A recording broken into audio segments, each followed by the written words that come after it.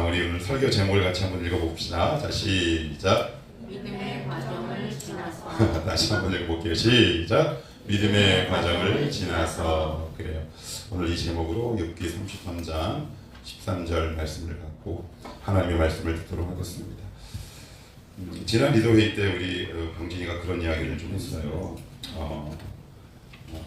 그 청모임 할 때 그 당일 말씀도 말씀이지만 전주에 그 하나님께서 주신 말씀을 갖고 어떻게 살았는지를 나누는 게 참 중요하다. 근데 사실 저도 그 생각을 정리해서 우리 리더들에게 얘기를 좀 하고 싶었거든요. 그래서 오늘부터라도 여러분들이 좀 그렇게 해주시면 좋을 것 같은데, 우리 그런 의미에서 뭐 기억 안 나시겠지만 제가 한 설교도 저도 다 기억 안 나요. 한 단어 정도밖에 기억 안 나요. 한 단어만 기억나도 굉장히 놀라운 우수생이죠. 제가 다른 거 다 빼고 두 가지만 말씀드렸으면 말씀드려볼게요. 부스러기 기억나세요? 부스러기 버리는 것이 없게 하라. 조각이라 그랬어요. 조각. 그런데 왜 조각을 버리지 말라? 우리 인생 가운데 버리고 싶은 인생의 지점들이 있습니다. 내가 그때 당시 돌아가서 내가 이렇게 방향을 틀었으면 좋겠다라는 삶의 지점들이 누구나 다 있다 그랬습니다. 그런데 그것마저 우리 주님은 품는다라고 말씀하셨어요. 내가 보기엔 버려도 좋을 만한 내 인생, 하나님 제 인생에서 이 부분을 좀 지우고 싶습니다. 그것이 왕따든 물질적인 고난이든 잘못된 선택으로 인한 하나님의 혹독한 징계든 간에, 아니면 저 인간 뭐 어떤 것이어도 관계없어요. 우리 안에는 다 한두 개쯤은 버리고 싶은 조각 같은 인생이 있다 그랬습니다. 그런데 하나님은, 우리 주님은 버리지 않는 분이다. 그것 모아서 수용하시고 않으셔서 우리의 인생을 계속 그림을 그려가시는 분이고요. 오병이어의 기적이 끝난 다음에 이제 그 사람들이 어떻게 했다 그랬나요? 예수님을 자신들의 왕으로 삼는다 그랬습니다. 그런데 주님이 그 자리를 떠나 급하게 이동을 하시죠. 왜요? 표면적으로는 주님이 그들의 왕이 되면 좋죠. 그런데 그들의 속내가 있다 그랬습니다. 그들의 본심이 있다 그랬어요. 그건 뭐다? 당신은 내가 주문하는 대로 먹여 살려줘. 그러면 누가 주인입니까? 내가. 그런데 내가 주인 되면 신앙이 엉망이 되는데, 이 자리가 있잖아요. 그래서 주님은 홀로 제자들을 이끌고 딴 데로 가셨다. 그것을 복기 한번 해봤습니다. 자, 오늘은 이제 이 말씀을 갖고 한번 시작해 봅시다. 우리 교회 유일한 교회학교 학생이 한 명 있죠. 우리 고은 양. 얼마 전에 제가 TV에서 초등학교 저학년 담임을 오래 한 50 중반에 제 나이 또래 선생님이 이제 학부모들의 질문을 받는 시간이 있었어요. 그런데 거기서 그 초등학교 선생님이 이런 이야기를 하더라고요. 요즘 아이들, 그러니까 작년이에요. 그러니까 최근이죠. 옛날 아이들과 요즘 아이들의 차이가 있대요. 그건 뭐냐면, 초등학교에 딱 들어오면 선생님이 이렇게 알려준다 그래요. 자, 교실은 여기에요. 그리고 급식은 저기에요. 그리고 그 학습을 한 달 동안 반복한대요. 먹고 와, 먹고 와. 그런데 요즘 아이들은, 옛날은 한 달이면 충분했대요. 낙오되는 아이 없이. 그런데 요즘은 아이들 반 이상이 그 짧은 거리를 갔다가 돌아오지 못한대요. 이게 안 되죠. 아니 그걸 못해. 그래서 너무 고민이 됐대요. 그래서 또 불러놓고, 진성아 너 저기 갔다가 이렇게 오면 돼. 한 달 동안 이미 반복했는데 가다가 다시 온대. 어디로 가야 될지 모르겠어요. 이렇게 돌아온대. 그래서 이 선생님이 고민을 하기 시작한 거예요. 왜 그럴까? 왜 그럴까? 그러다가 이유를 발견해요. 요즘 차 없는 집 없어요. 그죠? 걸어갈 일이 많습니까? 아이들 차 타고 갈 일이 많습니다. 엄마가 태워줄게. 우리 쇼핑하러 갈까? 차를 타요. 우리 오늘 어디 놀이 갈까? 차를 탑니다. 그러니까 얘들이 인지 능력과 방향 감각이 아예 없는 거예요. 그래서 요 짧은 거리도 혼자 힘으로 찾아가 본 경험이 없다 보니까 그 수십 미터밖에 안 되는 교실과 식당에서 오고 가는 그 행동을 익히지 못한다고 하더라고요. 야, 이게 우리가 편리를 얻었지만 잃는 게 너무 많구나. 휴대폰이라는 강력한 문명의 얘기를 얻었지만 나의 기억력은 상실했구나. 지금도 저는 우리 첫째 딸, 둘째 딸의 전화번호를 몰라요. 누구만 아느냐? 제 아내의 전화번호만 알아요. 우리 이금단 집사님 혹시 지민이 지산 전화번호 혹시 아세요? 부끄럽다. 이게 대본대로라면 그렇게 돼야 되지 않는데 이상하게 나 이런 설교 준비 다시 해야 되는데. 자, 그러면 낙기야. 네, 목사님. 야, 여기 군대 아니야. 낙기 무슨 이름도 못 부르. 네, 목사님. 네, 알겠습니다. 그렇지 말고. 누가 보면 내가 너 때린 줄 알겠다. 아니다. 덩치는 크지만 디테일한 남자야. 낙기야? 네. 낙기 혹시 동생들 전화번호 다 알아? 모르겠어요. 그래, 고맙다. 이게 원래 내 대본대로야. 그치요? 그래, 고맙다. 이따가 같이 한번 1대1 면담하자. 하여튼 그래요. 제가 이야기를 왜 하냐면 신앙생활하면서 우리가 되게 힘든 지점이 있다 싶어요. 그건 뭐냐면 하나님이 이렇게 내 뜻대로 저 응답이 잘 안 돼요. 이게 되게 힘들어요. 이게 겪지 않으면 힘들어요. 기도하지 않으면 안 힘들어요. 여러분 기도하면 더 힘들어요. 그럼 기도하지 말아야 되나? 아니, 기도 안 하면 기대도 안 하니까 힘든 게 덜해요. 그런데 기도했는데 하나님께서 응답을 딱 안 하면 섭섭하고요, 짜증나고요, 불평이 나고요, 낙심이 되고 힘들고 지쳐요. 그래서 이제 무응답이 길게 되면 점점 기도의 시간이 줄어들고 그 기도의 자리를 어느 순간 조용히 이렇게 떠나죠. 그러니까 저는 새벽기도, 소위 아침 기도를 오래 했잖아요. 그래서 이 흐름을 누구보다 잘 알아요. 벌써 한 17, 18년을 제가 아침 기도회를 매일 했던 사람이기 때문에. 그래서 새해에는 반짝해요. 그러다가 시간이 되면 늘 얘기하는 청년들 표현으로 고인물만 남죠. 몇 분만 이렇게 딱 남습니다. 그러면 그들은 어디 갔을까요? 교회 안에 있습니다. 근데 그렇게 되는 과정이 있다 싶어요. 제가 한번 예를 들어볼게요. 아이들을 키우다 보면 이런 경험이 있어요. 보통 돌 전으로 여자가 조금 빠르고 남자는 조금 뒤처지죠. 아장아장 막 걸음마를 시작합니다. 그러면 엄마나 아빠나 둘 중에 한 사람이 이렇게 해요. 손을 이렇게 잡아줍니다. 그죠? 그리고 본인이 이렇게 걸으면 손을 잡습니까? 놓습니까? 놔요. 왜 놔요? 그래야 걷거든요. 여러분 믿음도 똑같아요. 우리가 이제 막 걸음마를 하면 하나님이 우리의 손을 이렇게 잡고 가다가 순간 이렇게 딱 놓으십니다. 그래야 다리에 힘이 생겨요. 그런데 기도하면 응답받고 기도하면 응답받고 내 기도대로 모든 것이 다 되면 우리의 믿음의 다리에 근력이 없어지기 시작합니다. 그래서 하나님은 무응답이라는 은혜로 우리를 지켜보고 계세요. 때로는 침묵하세요. 그럼 어떻게 돼요? 걸음마, 그 다음 단계가 뭡니까? 걷기, 그 다음은요 뛰기. 이게 믿음이 이렇게 자꾸 이렇게 걸어가요. 그런데 어떤 사람들은 내가 이렇게 걷다가 탁 넘어지면 안 걷는 사람이 있어요. 그래서 남들보다 걸음이 한참 늦은 사람들이 있어요.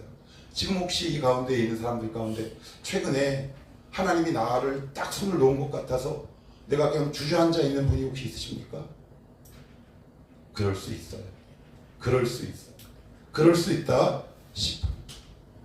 부모가 손을 놓는 것은 그 영혼이 더 자라기를 바라는 하나님의 마음이 담겨요. 비록 손을 놓지만 여전히 그 자녀를 뚫어지게 바라보고 있거든요.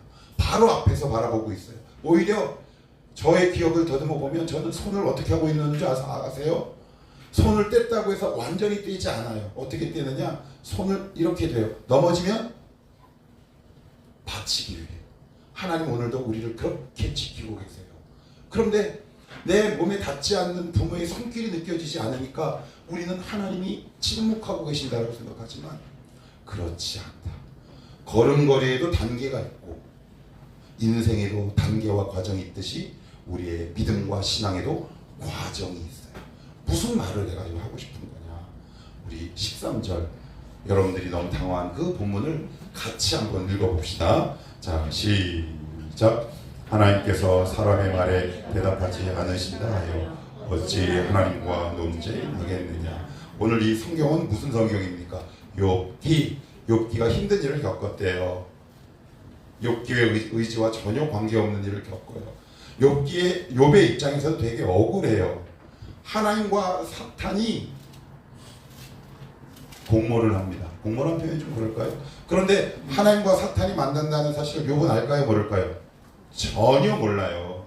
전혀 모릅니다. 우리는 하나님이 하시는 일을 다 몰라요. 하늘에서 지금 나에 대해서 무슨 계획이 있는지 우리는 전혀 모르죠. 이것도 되게 답답한 판에 자기 나름대로 신실하게 믿음의 길을 걸어왔다고 자부했던 순간에 말할 수 없는 고난이 닥치기 시작합니다. 재산을 잃고요. 자녀가 다 죽고요.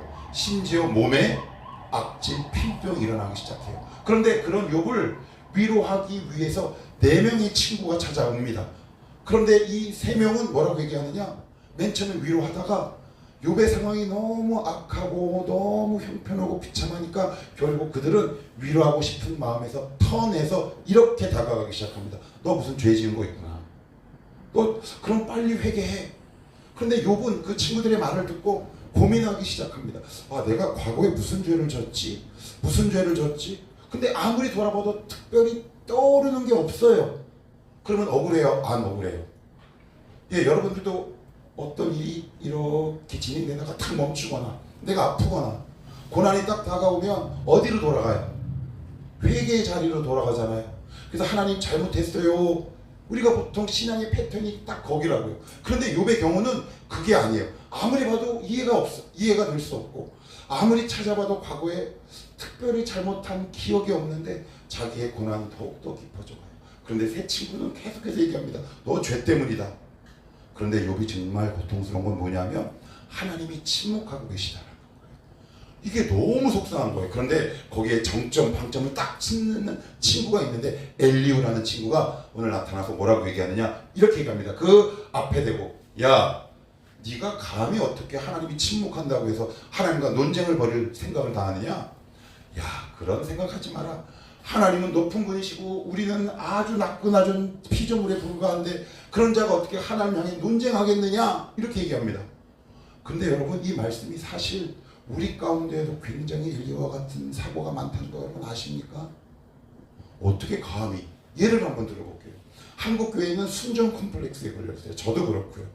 순종을 하지 말아라는 얘기가 아닙니다. 그래서 우리는 보통 강대상에서 이런 패턴의 설교를 많이 들어요. 무조건 순종해. 맞아요. 그건 맞는데 그런데 하나님은 그 과정을 무시하는 분이 아니라는 거죠.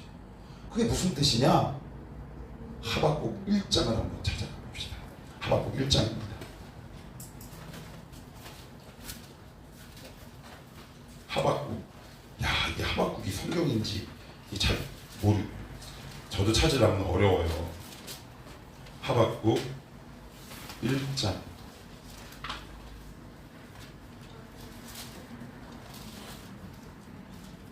하박국 1장. 구약성경 1300 몇 페이지예요? 예, 1302페이지 정도에 있어요. 하박국.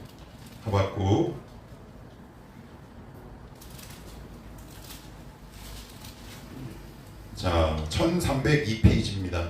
1302페이지. 자, 1장 2절 한번 읽어볼게요. 시작.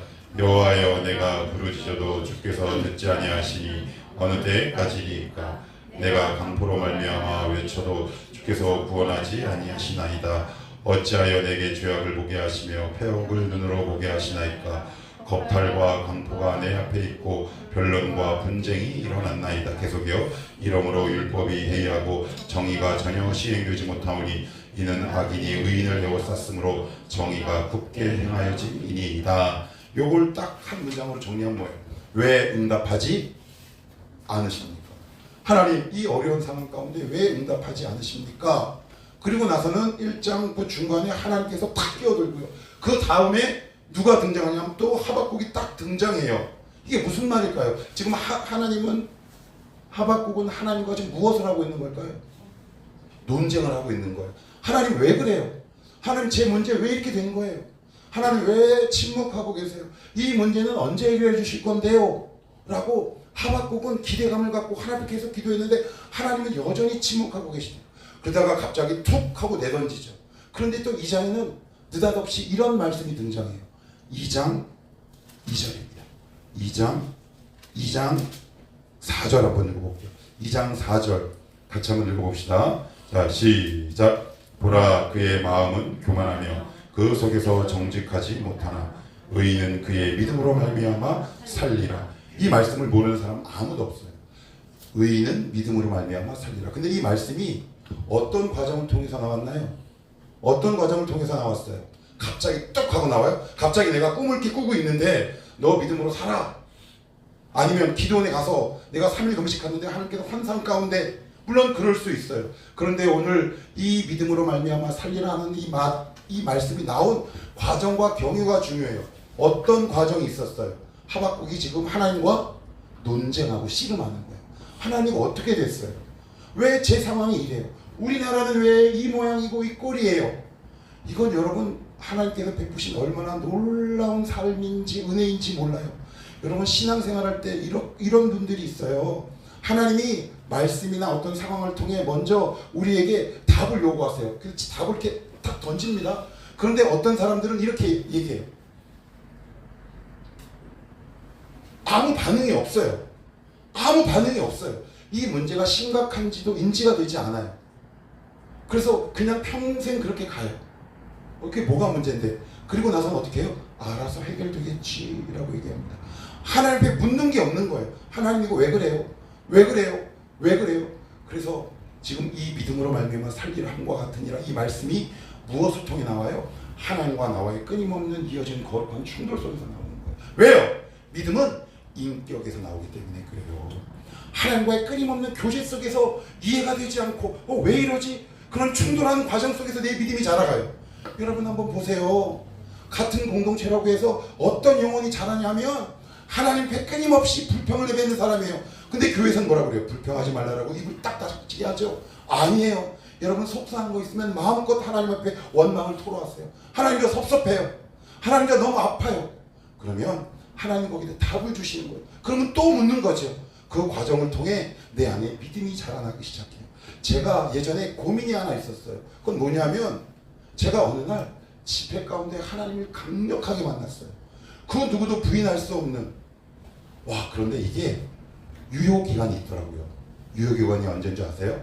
딱 1년 가요. 1년. 제가 지금 무슨 얘기를 하고 싶은 거냐? 그때 당시는 하나님과 나 사이에 주고받는 인격적인 교제가 없었어요. 1년 동안은. 무조건 주여 산책만 하고요. 그리고 말씀을 묵상한다든가 하나님의 뜻을 깨닫는가 이런 어떤 주고받는 상호 교제가 전혀 없다 보니까 뜨거운 경험은 있는데 내 믿음이 삶으로 나타나지 않고 내 믿음이 자라나질 않는 거예요. 옛날에 했던 그 죄악들을 다시 반복하고, 그리고 그 믿음의 성장이 조금도 일어나지 않았어요. 근데 나중에 알겠는 거예요. 왜 그 당시 내 믿음이 정체되어 있는가. 나의 믿음은 일방적이었거나 아니면 그 자리를 아예 떠나버렸어요. 하나님이 이렇게 어떤 상황을 통해 우리에게 문제를 던지시면 그걸 갖고 하나님 앞에 질문하는 그 교제의 장으로 들어가 본 경험이 없는 거예요. 그러니 내 믿음이 자라가지 않는 거죠. 여러분 믿음은 에너지가 아니에요. 휘발유가 아니에요. 하나님과 끊임없는 충돌과 언쟁과 논쟁 속에서 하나님의 상품을 익혀갈 때 나의 믿음이 한 걸음 한 걸음 한 걸음 자라가요. 그 가운데 하나님이 마치 나의 삶을 놓는 것 같은 불안한 상황도 있을 것이고, 그리고 겨우 넘어져서 아픈 경험도 있어요. 그런 모든 과정을 통해서 하나님에 대한 믿음이 우리 가운데 자라간다고요. 그래서 여러분 어떤 상황 속에서 이것만큼은 하지 마셔야 돼요. 두 가지는 하지 말아야 돼요. 그건 뭐냐? 아무 반응하지 않는 거예요. 하나님이 분명히 사인을 주셨어. 야, 너 요즘에 이런 고민이 있지? 하고 우리에게 탁 하고 폭탄을 터뜨려요. 그런데 어떤 사람은 이래요. 폭탄? 저거 터지면 큰일 나겠는데.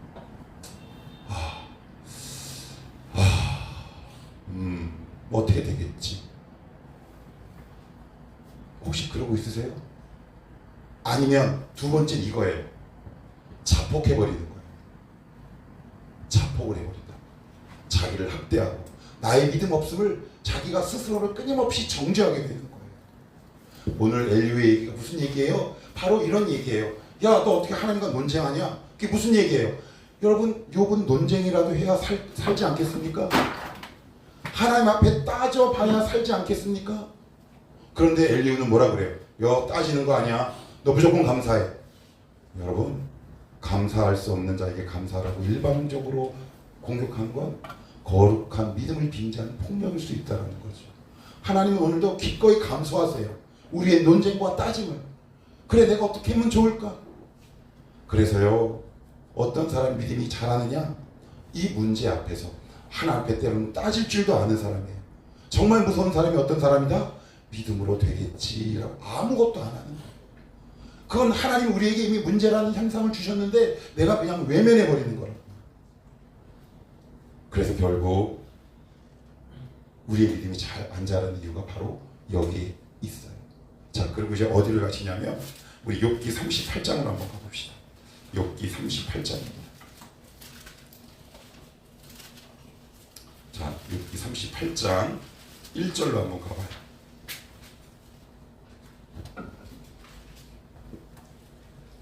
자, 욥기 38장 1절.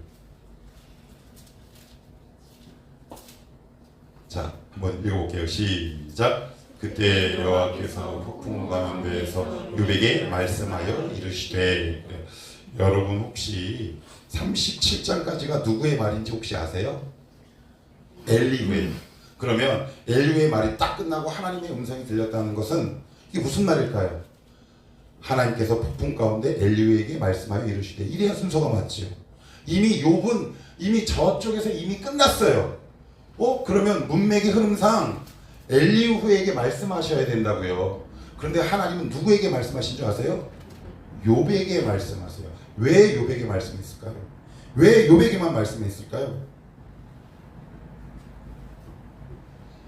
내 친구들의 공통점이 있어요. 뭔지 아세요? 옳은 말, 바른 말을 했다는 거예요. 옳은 말, 바른 말을 해요. 그런데 욥은 뭘 했느냐? 옳은 말, 바른 말을 한 게 아니라 하나님께 따지는 말을 해요. 하나님, 저 죽을 수도 없고 제가 차라리 태어나지 않았으면 좋겠습니다. 여러분, 이게 불신앙처럼 느끼세요? 아니면 신앙적인 말처럼 느껴지세요? 불신앙. 교회에서 그렇게 우리가 알려줬어요. 하나님 앞에 따지지 마라. 그런데 욥은 끊임없이 하나님을 향해 부르짖습니다. 저 차라리 이럴 거면 죽여버리십시오. 저 이렇게는 도저히 못 살겠습니다. 내 친구들은 바르고 옳은 말을 했지만 하나님을 만나지 못하고, 욥은 하나님께 따졌지만 결국 문제를 해결받고 하나님의 음성을 듣는 보호와 거룩함을 경험하게 됩니다. 여러분 혹시 지금 어떻게 하고 계세요? 끊임없이 바른 말을 하고 계세요? 옳은 말을 하고 계신가요? 여러분 되게 정직하셔야 돼요. 여러분, 옳은 말과 바른 말이 우리의 신앙을 보장하는 게 아니에요. 내가 지금 하나님 앞에 어떠한 자세와 태도로 묻고 있느냐, 이것을 통해 하나님을 만나는 깊이가 정해질 수 있다라고 오늘 성경은 얘기해요. 이게 참 놀랍지 않습니까? 욥에게만 말씀하신다는 말이에요. 그렇게 많은 말을 했던 내 친구에게 하나님 응답하신 것이 아니라, 하나님 이거 왜 그래요? 우리 신랑 왜 그래요? 우리 배우자 왜 이래요? 우리 자녀 왜 이래요? 이러면서 하나님 앞에 그 자리에서 오늘도 하나님과 끊임없는 거룩한 언쟁과 논쟁을 하는 그 영혼을 통해 하나님은 그의 믿음을 자라게 하시고 그에 맞는 응답과 역사를 허락하신다는 사실이에요. 지금 만약 하나님이 여러분들에게 감당하지 못할 숙제를 이렇게 딱 주셨어요. 그러면 이렇게 한번 물어보세요. 하나님, 이거 어떻게 하면 좋을까요? 그러다가 뒤로 물러나셨어요? 괜찮아요. 그 뒤로 왜 물러났어요? 섭섭하니까. 하나님 너무 기대했으니까. 그럴 수 있죠. 저도 그러면서 이렇게 자라왔는데. 그러나 이것만큼은 하지 마라. 어떤 거요? 자폭하거나. 제가 아까 뭐라 그랬어요? 아무것도 하지 않는, 나는 오늘부로 격하게 아무것도 하지 않는다. 이 부분은 정말 우리가 조심하셔야 돼요. 안 그러면 하나님이 우리의 삶을 더 코너로 몰고 가신다는 말이에요. 우리 사실을 꼭 기억해 주십시오. 하나님, 제가 이거 어떻게 하면 좋습니까? 하나님 앞에 질문하는 겁니다. 38장 1절에 또 이렇게 얘기합니다. 그때 여호와께서 폭풍 가운데에서 욥에게 말씀하여 이르시되, 여기 이렇게 말씀해 보면 혹시 여러분 생략된 단어가 느껴지는데 제 눈에는 혹시 뭔지 혹시 발견하실 수 있으시겠어요? 제가 지금 앞에서도 계속 얘기했는데 뭐라고요? 욥에게만 이런 자에게 부어주시는 하나님의 은혜가 있어요. 그래서 어떤 사람이 하나님의 음성을 듣느냐? 왜 저 사람은 듣는데 나는 안 들릴까? 왜 그럴까요? 이 몸부림이 있는 사람이에요. 아, 그렇구나. 그래서 처음에 보기에는 이게 흔들림이 되게 심해요. 그런데 흔들림이 심한 사람보다 더 안타까운 건 뭐냐면 처음부터 끝까지 어떤 흔들림도 없는 거예요. 여러분, 이건 되게 무서워요. 우리는 그것을 보통 교회에서는 안정적이다라고 얘기해요. 여러분, 20, 30대는 안정적일 때가 아니에요. 흔들릴 때예요. 여러분, 흔들리는 거 두려워하시면 안 되는 거예요. 그래야 욥에게만 주시는 하나님의 음성이 있어요. 4명은 얼마나 안정적이에요. 좋은 말 했잖아요. 만약에 또 다른 제3의 누군가가 내 친구의 말을 딱 들어보면 뭐라고 평가할 것 같아요? 믿음이 좋다. 믿음이 나쁜 대상은 욥. 근데 하나님 누구 편을 들어요? 욥의 편에 든단 말이에요. 욥기를 한번 읽어보세요. 앞부분에 뭐라고 표현한 줄 아세요? 나의 태어난 날을 내가 저주한다. 내가 모태에서 태어나지 않았으면 좋았을 것을. 이게 무슨 말이에요? 자살할 수 없어 겨우 산다. 죽을 수도 없어요. 죽을 수도 없을 만큼 고통이 있음에도 불구하고 하나님을 향해 끊임없이 소리치는 거예요. 왜 이래요? 왜 이래요? 그래서 결국 욥에게만 옳은 말, 바른 말을 한 아무 어떤 움직이도 없던 내 친구가 아니라 하나님 앞에서 몸부림치고 끙끙거리고, 그리고 하나님 때때로는 불평도 토하고, 그러한 욥에게 하나님이 음성과 응답을 주세요. 그래서 이 과정을 통해 믿음이 자라기 시작해요. 왜요? 믿음은 에너지가 아니라 그랬어요. 믿음은 뭐다? 인격적인 관계에서 나오는 하나님의 선물이에요. 정리할게요. 최근에 어떤 여러분들 감당하기 어려운 문제가 있으세요? 다 있지. 없는 사람은 없어요. 그럴 때 아무것도 하지. 난 오늘부로 아무것도 안 해. 여러분, 그러지 마세요. 그게 그러면 일이 나빠져. 그게 아니라 하나님을 배울 수 있는 기회를 내가 차버리는 거예요. 그래서 반응하셔야 돼요. 여러분, 죽어있는 사람은 반응을 안 한다는 말이에요. 여러분, 재밌는 말 있죠? 자는 사람을 깨우는 방법. 더 재밌는 거, 남편을 깨우는 방법이 있어요.